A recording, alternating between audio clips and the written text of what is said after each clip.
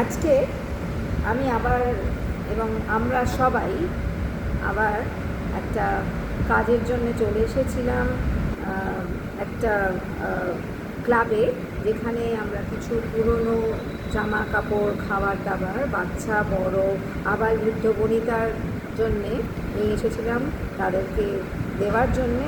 ঠিক আমাকে সবাই চেনেন মোটামুটি, এখনও অবধি আমি হচ্ছি মা মাদারের সেক্রেটারি শান্তা চক্রবর্তী।